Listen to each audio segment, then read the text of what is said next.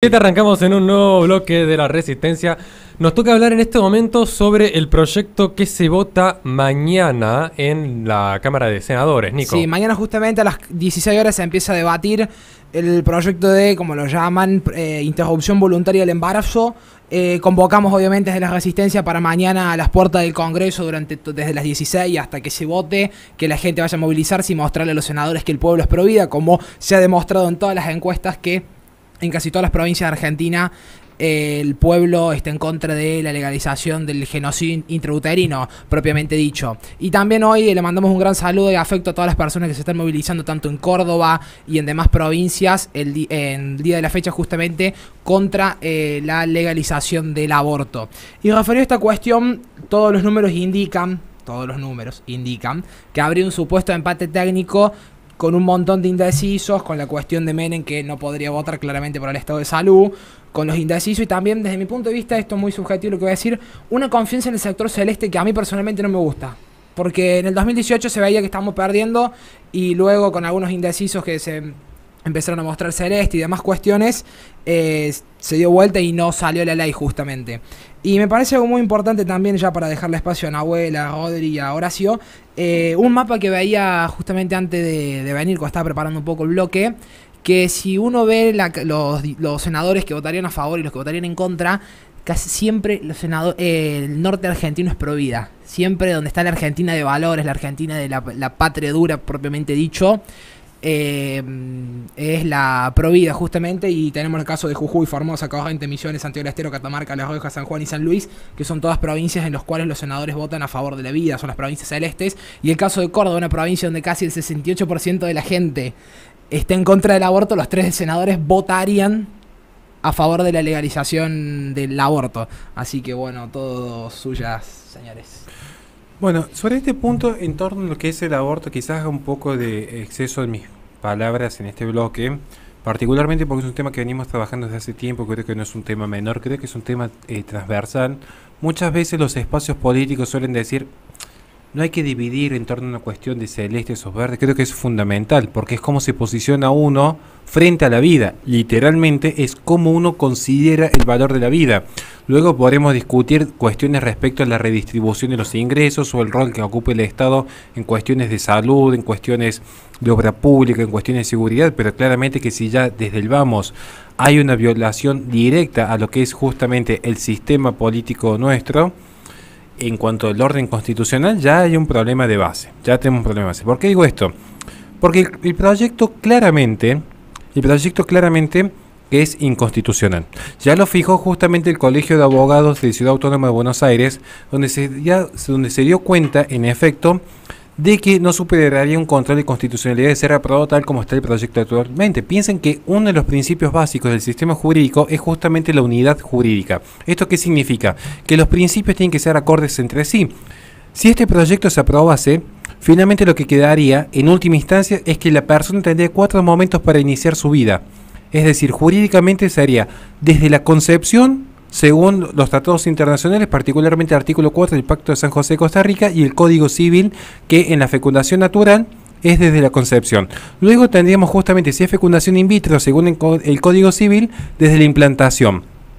Si es con el proyecto aprobado y no es justamente producto de un abuso sexual, técnicamente hablando, digamos, empezaría la vida a partir de la semana 14 y 10 días posteriores a que se realice el trámite. Pero si es justamente una vida gestada producto de un abuso o donde la madre por alguna cuestión de salud psicosocial, entiéndase desde cuestiones graves que peligra su vida al momento del parto hasta situaciones de vulnerabilidad en las condiciones en que se desarrolla o simplemente el estrés de un embarazo, sería luego del nacimiento, porque hasta en el último momento del embarazo se podría abortar tal como está configurado el proyecto en este momento, que además posee una gravedad, incluso que esto a muchos liberales tendría que llamarle la atención, incluso liberales pro-choice tendrían que tener cierto resguardo con este proyecto, no solamente porque claramente que no se contempló la objeción de conciencia institucional, lo cual ha generado que ciertos hospitales, estoy pensando en este momento en el Hospital Austral, o incluso, no puedo recordar el nombre de otro hospital privado muy grande en Argentina, dijeron que como no iban a permitir que dentro de sus instalaciones se vulnere el derecho a la vida, directamente iban a cerrar las puertas.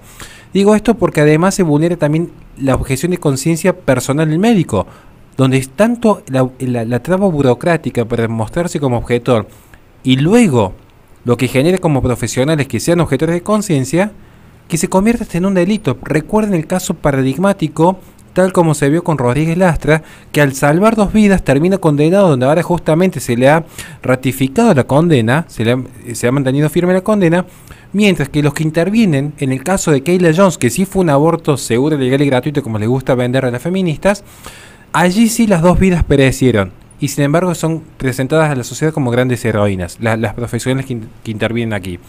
Entonces, ¿qué es lo que tenemos que tener en cuenta en este proceso? Que lo fundamental de esta votación es, veamos que es una lucha cultural, pero también una lucha espiritual. Y si lo quieren ver en términos quizás un poco más laxos, es quizás una lucha simbólica, porque en efecto en la Argentina cualquier mujer presenta una declaración jurada que fue abusada y ya puede abortar. Pero igualmente esto sería un avance completo del progresismo internacional que nuevamente se muestra favorable a lo que es el control de población. Esto ya se viene gestando desde hace décadas. Mucha gente se queda con este proyecto del 2018. Se olviden que es una campaña que empezó hace 15 años con el financiamiento de IPPF a través de Casa Fusa y Fundación Huésped, y que ha sido siempre producto de las bajadas de línea que ya se venían gestando desde 1916, cuando aparece la primera liga de planificación familiar con Margaret Sanger a la cabeza, y que luego se convierte en la IPPF con anuencia de la ONU, hasta en las conferencias de Bucarest, México y El Cairo, donde se habla justamente de la reducción poblacional. Y digo esto para ya cerrar mi intervención, que encima es perverso el proyecto hasta los tiempos políticos, porque lo hacen entre fiestas y fiesta. Después de la conmemoración del nacimiento de nuestro Señor y días previos a entrar al 2021, en tiempos de regocijo, en tiempos de gozo, decide el poder político nuevamente salir a la persecución para bañar las calles argentinas con sangre inocente, tal como hiciese Herodes en su momento. La tradición del poder político de utilizar la sangre de inocentes para mantener en sí mismo el control de los recursos y el poder pleno es algo que se viene gestando desde hace milenios. Incluso anterior a Herodes, si quieren verlo de un punto de vista espiritual, ya justamente en tiempos de Egipto, donde ciertos niños de ciertas etnias eran enviados al Nilo. Entonces, quizás sea momento de empezar a reflexionar y decir si realmente en Argentina hay gente pro vida. Porque muchos se vieron tentados en copiar una frase que dijimos hace tiempo respecto a que la vida no se debate, la vida se defiende. Bueno, a todos estos políticos, esta calaña de la socialdemocracia que salieron a copiar porque ni siquiera les dio el intelecto para crear sus propios refranes, les digo una cuestión: ya que van a copiar la frase que dijimos, al menos copien también el sentido de la frase. Porque cuando nosotros dijimos esta frase, no nos estábamos refiriendo a un eslogan para que ganen un par de seguidores en Instagram. Nos estábamos refiriendo a la actitud que tomaron los cristeros en México cuando se tuvieron que enfrentar a los procesos revolucionarios. Eso es defender lo que uno cree.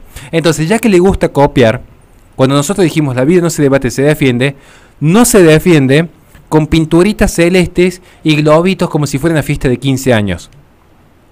¿Se entiende?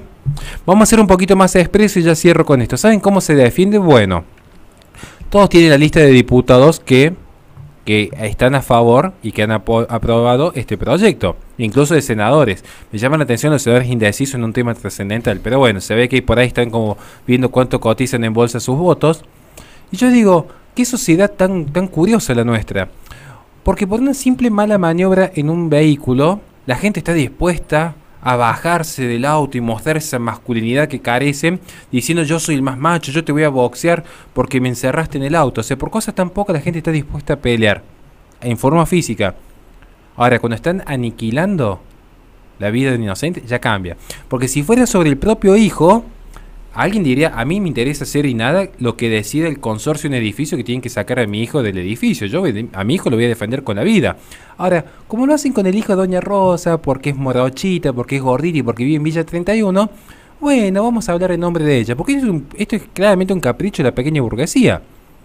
Esto está demostrado. El más del 60% de los argentinos está en contra del aborto. Y aunque fuésemos minoría, yo no citaría el argumento de la democracia. Es una cuestión del derecho natural y del derecho divino defender la vida. Pero aún así vamos a jugar con las reglas democráticas. Ahora, cuando lo hacen sobre una persona que es negra, borrachita, automáticamente el aborto está bien. Creo que la sociedad argentina, más particularmente el sector provida, tiene que dejar estos eslóganes baratos de Instagram, tiene que dejar esta fiestita de 15 de me saco la selfie con el globito celeste, el bombito y la pinturita celeste, y darse cuenta de lo que realmente es defender la vida. Y que no se hace justo el día antes de la votación para decir yo soy pro vida en forma oportunista, salir con un pañuelito celeste. Se hace desde hace años, cuando éramos 2 o 3 los que poníamos el cuerpo, porque ahora son todos los políticos pro vida, de golpe. Ahora de golpe son todos pro vida, porque se dieron cuenta que cotizaba el mercado ser pro vida. ¿Por qué no lo hicieron hace años cuando nosotros estábamos denunciando lo que hacían con Casa Fuso y Fundación Huésped? Donde éramos 2 o 3 loquitos. Entonces, esto tiene que ser un llamado de atención para los sectores pro vida, que no se dejen vender pescado podrido, porque el año que viene van a ser todos los diputados y senadores. Yo soy pro vida, yo estuve votando a favor. No, maestro, esto se tiene que hacer hace años. Y hay que tener memoria completa en ese sentido. Totalmente. Y bueno, y además que el año que viene vamos a ver como de nuevo ciertos espacios políticos, como lo hicieron el año pasado, espacios pro aborto agarraban y sacudían en el medio de un escenario un pañuelo celeste para hacerle creer a la gente que eran pro vida sin serlo, ¿no? Podemos recordar a ciertos candidatos que estaban jugados en la provincia de Buenos Aires y que, siendo una persona pro aborto, sacudían un pañuelito celeste haciéndose, ¿viste? Como para no, porque si lo dicen, después tienen que hacerse cargo de sus palabras, pero sacudir un pañuelo celeste no tiene ningún tipo de implicancias. Recordémoslo, ¿no? Para las próximas elecciones, ¿quién está votando de qué forma y qué espacios políticos están votando de qué forma? ¿Y quiénes habilitan? Porque acá hay una cuestión que muchas veces se me ha dicho, ¿quiénes habilitan el debate? Quiero aclarar una cuestión. Sí. No es una cuestión exclusivamente contra Macri, sino contra el sistema. ¿Por qué? Porque también vamos a tener cierto sentido de respeto hacia todos los espacios, que es un punto clave. No se trataba de quién habilitaba el debate, porque uno lo podría entender en términos políticos, es decir, en ese momento creímos que llegábamos a una mayoría, habilitábamos el debate sabiendo que lo perdía de izquierda.